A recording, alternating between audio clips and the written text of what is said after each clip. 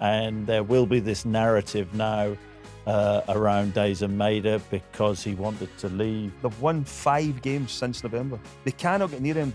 You're getting wound up and frustrated and it starts on a Saturday and you're mate? fuming. Was it me? There was a few. Aye. But I don't understand why teams can't play with 2 strikers anymore. Chris, Celtic in Europe. Maradona last year. What is Maeda now?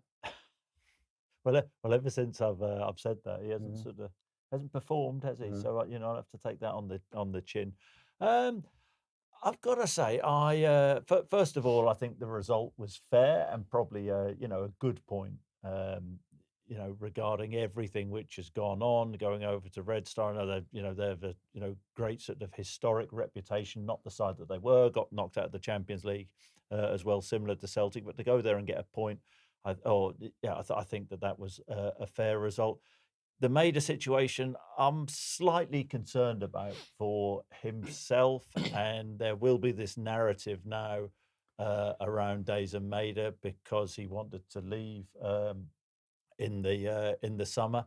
I suspect that some people will look too much into that and hold it against him. I think a large part of Daizen Maeda's form or lack of form this season is simply he's playing in a role which doesn't necessarily suit him. It's not his predominant role. I don't know what you guys think. You may think his centre forward's his best position. I always think his best position was out on the left, and where Celtic have got more from him.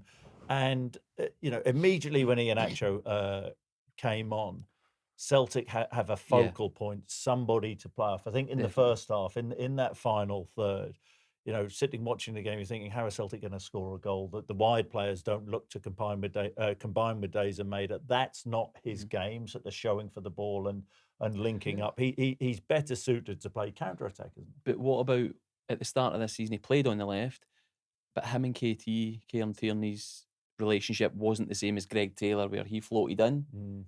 Did that not impact his start as well as?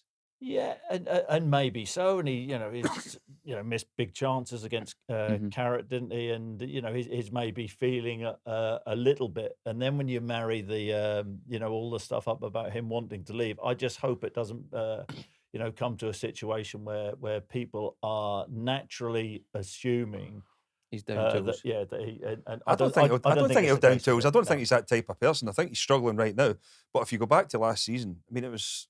You speak about a purple patch. It was a full season. It was unbelievable. In both positions, though. Both positions. But you know what it's like. If you're confident playing in one position, you feel as if you can play anywhere, and that's probably where he was at last year. The team was functioning a lot more better together. I mean, you've done it. You've played up front. You've played in the wing. It does change a lot. What you're doing. Yeah. But then that's where the relationships, as you're talking about, the connections are more important than any. I found definitely as a player that, as I said, him and Greg Taylor seemed to have a really good connection. Maeda stayed wide. Greg Taylor done a lot of running in the open space up for him and that. It was totally different when Kieran Tierney comes in. Totally different, which then people are saying the connection's not there. Yeah, but I think when you look at the whole, when you go and become the number 9 as such, like your role does change. I mean, you're playing with your back to goal. I don't think Daizen Maeda is that type of player. No. He wants the grass in behind. From that left-hand side, stating the obvious, there's more grass there. When he comes inside, he can run off the back of the full-back, but obviously take his line off the centre-back as well. But when you need a number 9 who's going to drag centre-backs towards the play, then to allow that space to get in there. Or play in the middle. Yeah, but Daizen Maeda, he's not that type. He's going to play in the shoulder, and people will then say, oh, but Kyogo was the same as well. But Kyogo was the opposite. Kyogo played 3 or 4 yards the other side of the defenders. He was offside all the time, but then got himself back onside. So there was never... there was always space in and around the defenders, but because of his pace, we're terrified of him. Look, it's not happening for him right now, but I don't think he's never going to down tools. No, the difference between Kyogo and Daizen Maeda as a central striker, though, Kyogo was much cleaner and he had a natural movements of a ball. And it's harsh to say a better football brain, but in that central striking role, he sort of knew what was in and around him and over his shoulders. And the other issue Celtic have playing Daizen Maeda, he scored the important goal at Kilmarnock, good bit of movement. But Celtic dominate games in Scotland. They push teams back, and that's when you do need a centre forward who's going to come off and link things up, and then you can get runners beyond. In the first half against Red Stars, Celtic really struggled, and Iheanacho, still looks well short of fitness, hence why he's. I think he'll be a good signing. I think he'll be a good signing. But there were signs 3 or 4 times the way that he came off, held his man off, and linked things up. That was positive. But I mean, from my point of view, I hope Celtic fans, and I don't think they all will, I hope they don't start writing Daizen Maeda off. I still think, you've got 20 odd games before the turn of the year. I still think he'll have a major part to play. And what surprised me a little bit, I've got to say, is that Brendan didn't put him on the right wing ahead of Yang, because you're thinking, who's going to be more productive? Yeah, but you're speaking about Celtic. You've got to remember, as you say there, he went to command at the weekend and scored the goal that put Celtic ahead, which is natural striker movement. It was good. It was good. So I mean, I think we're looking at it right now, and let's be realistic.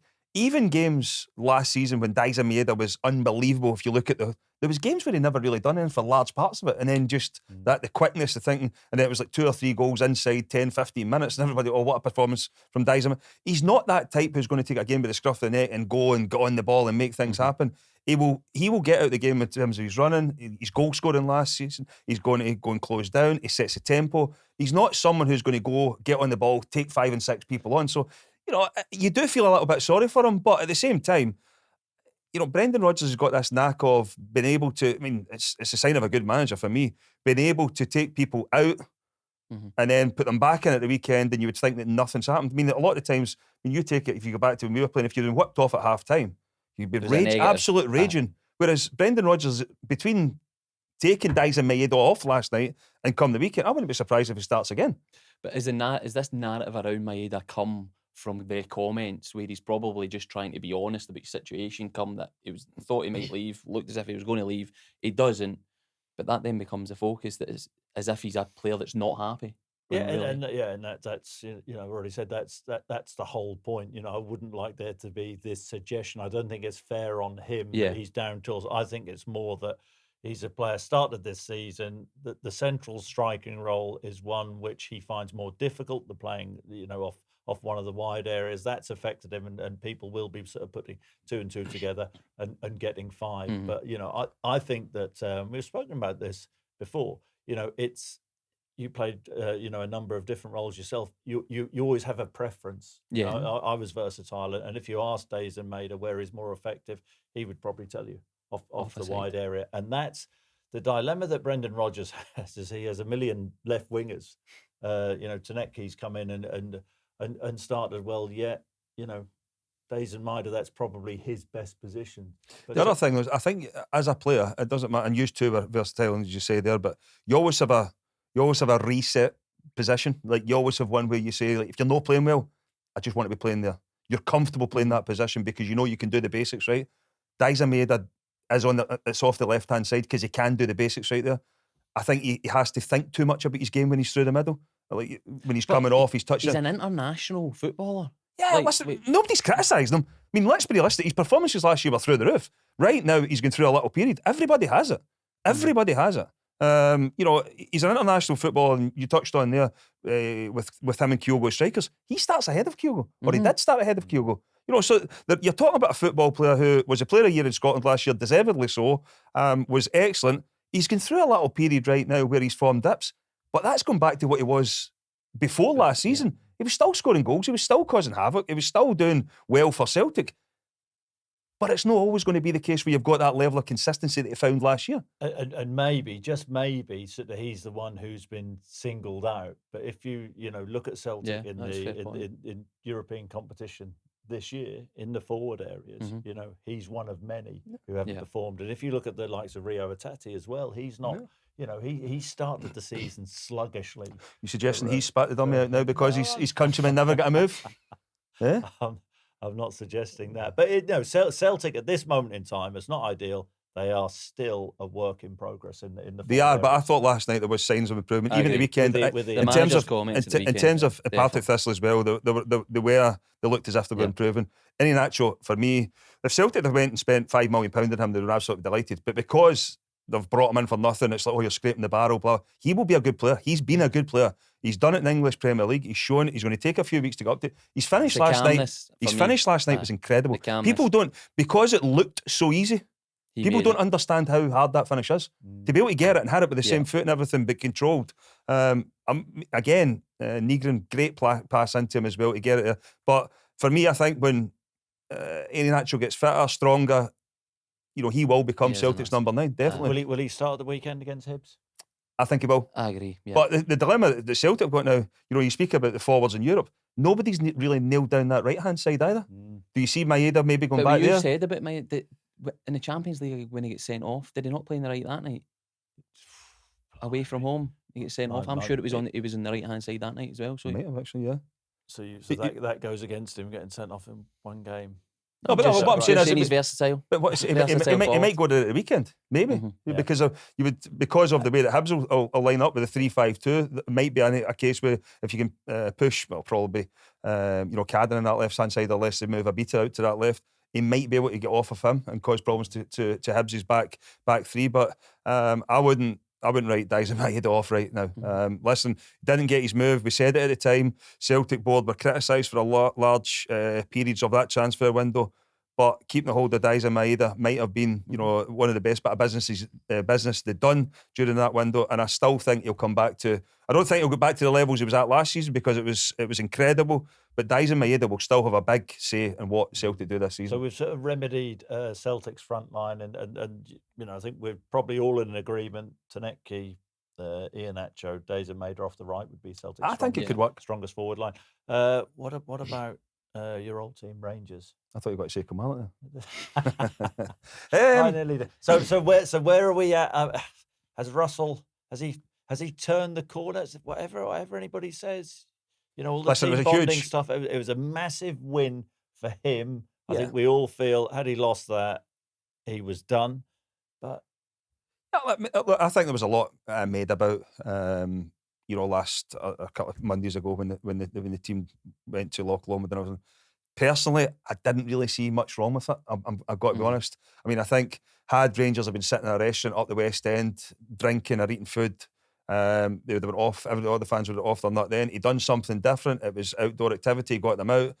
You look at, what else are you meant to do? Sometimes people will say, well, what's levelled at him is, why weren't Rangers on the training ground working? Yeah, but you know yourself, Chris. Like players, sometimes when you're in a crisis moment, and there's no doubt Rangers, the last thing you do is need to be on the training field in each other's faces, arguing all the time, and that's what usually happens. Simulating conversation between the group in a different setting for me, and that's what I think they've done. I think another big moment was when the owners spoke to the squad. At that moment, that kills any of that.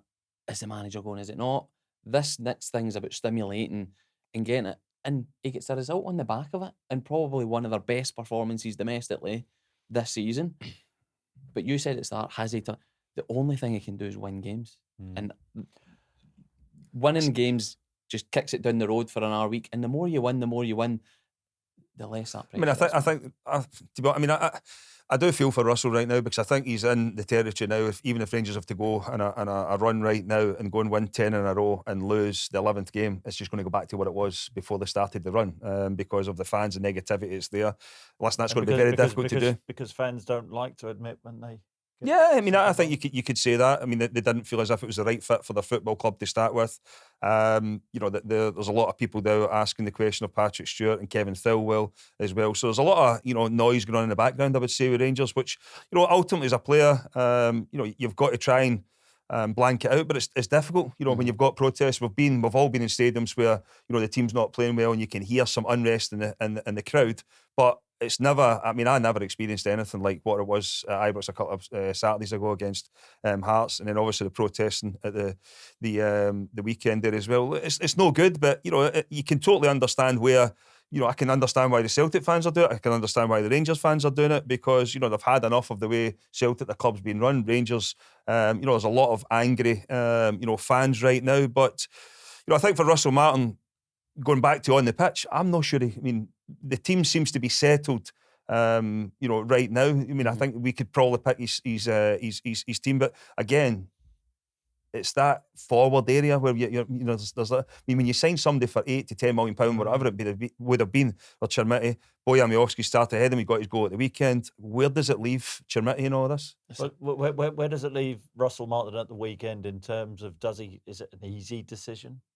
I wouldn't be surprised. I mean, personally, I wouldn't be surprised if Rangers, if they do go with the same team from the weekend, or I wouldn't be surprised if Chermiti comes in for Bojan Miovski tonight as well. I wouldn't, just because you're going to have to give him an opportunity at some point. But at this, where you're at and you need wins, the safer bet for me is Miovski, because he's been in the league, he understands the type of games that you're going to come up against. And I actually think his movement, we talked about Maeda probably not having that natural striker. Miovski's got that. That's his game. His anticipation and his runs and his finishings, what it is, he's the safest bet. But the question is, like, if you're spending $8 million on a striker, he should be coming in, pulling up trees every week. Yeah, I mean, I think you're 100% right there. Domestically, for me, Bojan Miovski will start on Sunday. There's no, unless an injury or anything tonight, but I think he will be the one to lead the line at Livingston. But I wouldn't be surprised if Chermiti comes in, because you're going to have you can't sign someone for that type of money and not give him an opportunity. So I wouldn't be surprised if he starts. Then what about his record as a player? Like, I know, but at the same time, you've then got to ask yourself, then why was that type of money spent? That's a great point about the transfer fee. When Scottish clubs are spending 8, 9, 10 million on a player, the longer it goes without him starting in what we perceive as really important games, and I mean they're all important for Russell Martin at this moment in time. But the longer it goes, and Miovski is playing in front of him, there's going to be, that's going to be another stick to beat Rangers with, isn't it? It is, Chris. But the big thing for me is as well. I mean, domestically, and I know, listen, it's not been good enough for Rangers so far. But I don't understand why teams can't play with two strikers anymore. I mean, like, your best days were with a partner, your best days were a partner, my best days were a partner. I mean, it's just a thing of the past now. Like, I mean, tell me why Rangers can't play with two strikers. I mean, it's not as if they're playing scintillating football where they're cutting teams wide open in the wide areas as it stands right now as well. So could we end up seeing Chermiti and Bojan Miovski leading the line for Rangers? That then needs legs in the middle of the pitch. And, Rangers' main man in the fans' eyes right now, Nico Raskin, come back and scored a goal at the weekend as well. Where are we sitting with that one now? Was that a Russell Martin masterstroke getting, or was it just plainly obvious?